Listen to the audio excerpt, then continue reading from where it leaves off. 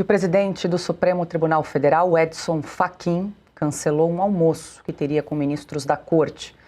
O encontro estava previsto para a próxima semana, mas foi desmarcado, em meio à resistência de parte dos ministros à adoção de novas regras de conduta. Uma nova data deve ser definida após o Carnaval.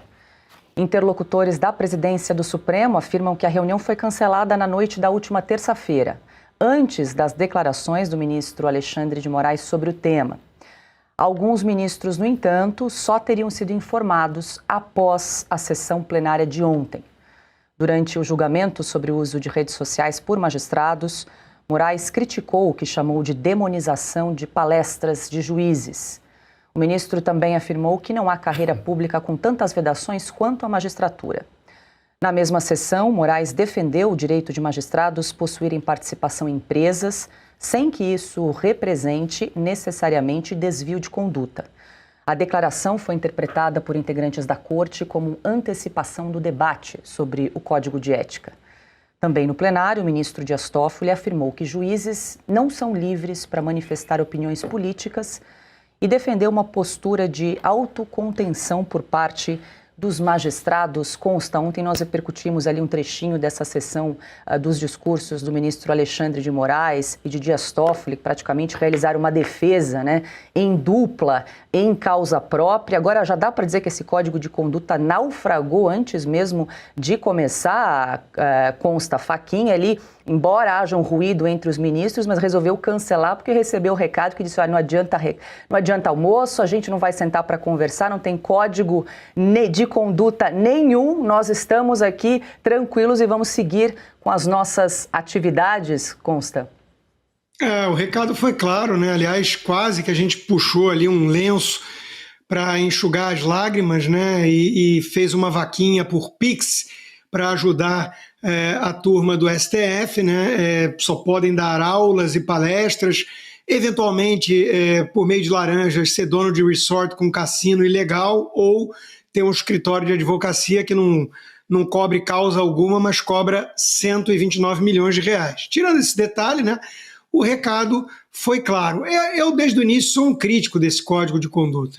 Eu acho que isso é uma piada, né? É uma cortina de fumaça. Nós estamos falando de ministros que cometeram crimes de corrupção escancarados. Eles não precisam de um código de conduta, eles precisam da lei sendo aplicada contra eles, né? Aliás, eles rasgam a Constituição todos os dias.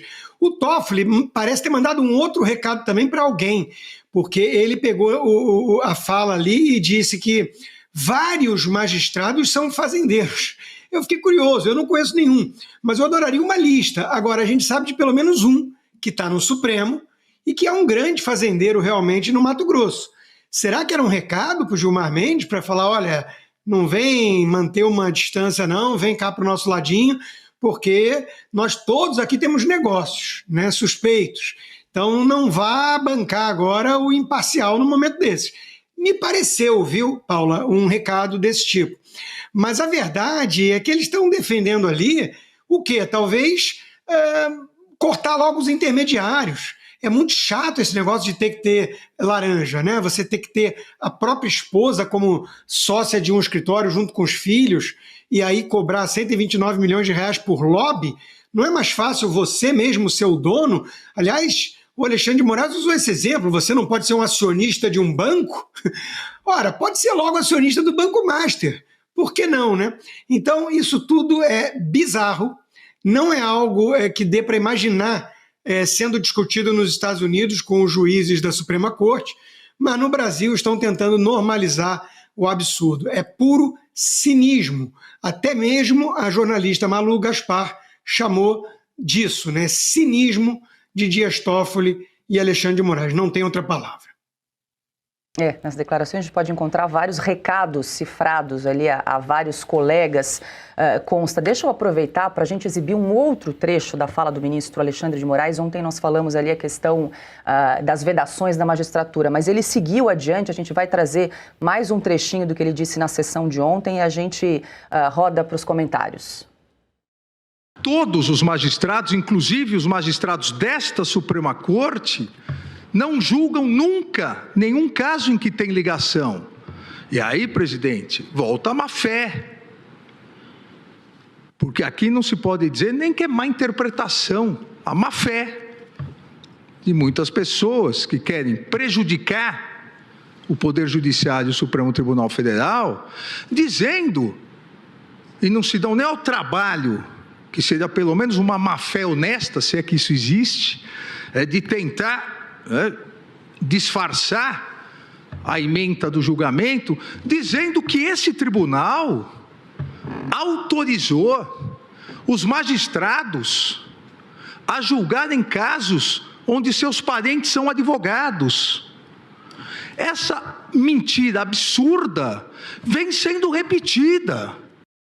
Diga, Augusto. Olha, eu queria que o Marcília começasse a dizer o seguinte, ele está se referindo àquela votação que permitiu... O que ele quis dizer? Isso. Antes de qualquer comentário, eu queria saber disso. Pois é, ele quis dizer que é uma mentira uma votação que existiu. Quer dizer, a mentira dele. Existiu essa votação, foi 7-4 e ampliou, na verdade, entendeu que era inconstitucional parte do CPC, do Código de Processo Civil, que vedava exatamente coisas como as que a gente vê hoje, que é ministros terem escritórios, porque a gente tinha a vedação de você julgar parentes, tá, até terceiro grau, e também advogados parentes. E aí eles entenderam que isso feria o princípio da proporcionalidade, porque você atingiria o seu coitado do parente, ele pode advogar, ele não pode ser punido em razão de você ser juiz. E entenderam que isso era inconstitucional. Com isso, abriu-se uma porteira gigantesca para que ministros tivessem parentes com escritórios dentro do STF. Então vamos lá. Ele tá querendo. Eles aproveitaram. Mentira dele. Depois você inclui no seu comentário para explicar também para a audiência o que vem a ser má-fé honesta. Má-fé honesta é uma coisa que eu preciso pesquisar primeiro. Por favor. É que eu encontro. Todos nós. Má-fé honesta é bom. É bom. Isso aí é bom. É maldade boa. Maldade boa. Olha só. Ele aproveitou para dizer o que ele tem a declarar sobre o caso dos honorários fixados em milhões pagos pelo dono do Banco Master à sua mulher. É isso que ele tem a dizer, tá? Essa é a linha de argumentação. Repito, os bandidos da alta classe brasileiros, eles não preparam álibis e ficam contando histórias improvisadas. Vamos lá.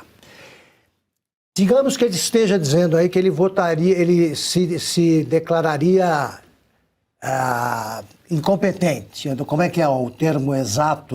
Suspeito. Suspeito. Ele não julgaria o caso e a causa defendida pela mulher.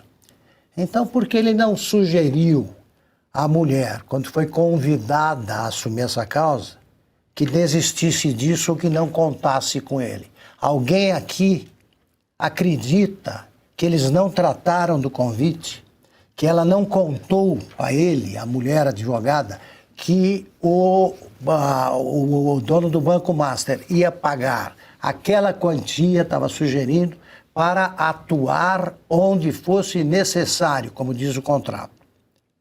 Por que ele não sugeriu, então, que ela recusasse isso? Porque ele deu 6 telefonemas no mesmo dia para o presidente do Banco Central, para tratar do quê? Do caso. Ele podia até se declarar suspeito, sob suspeição. Bastaria ele ter conversado com os demais ministros. Há várias maneiras de você interferir num julgamento. Você pode até fazer isso. Quando havia algum crime, sobretudo crime passional na minha cidade, os parentes do réu conversavam com os que julgariam, os membros do júri, os jurados, ou com amigos dos jurados. Você tem 1000 maneiras. Ou nós temos, então, esse comportamento exemplar de um ministro prestes a ganhar uma quantia que lhe permitiria pagar à vista uma mansão em Brasília no valor de 15 milhões, ele diria não converso com ninguém, não interfiro em nada, e a mulher não ia achar nenhum problema, ia achar o comportamento exemplar do marido. É muito cinismo. É muito cinismo.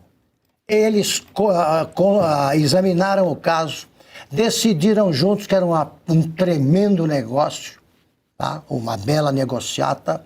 Ele fez o possível para ajudar e faria, mas foram surpreendidos pela explosão do caso. E o que ele diz é indefensável.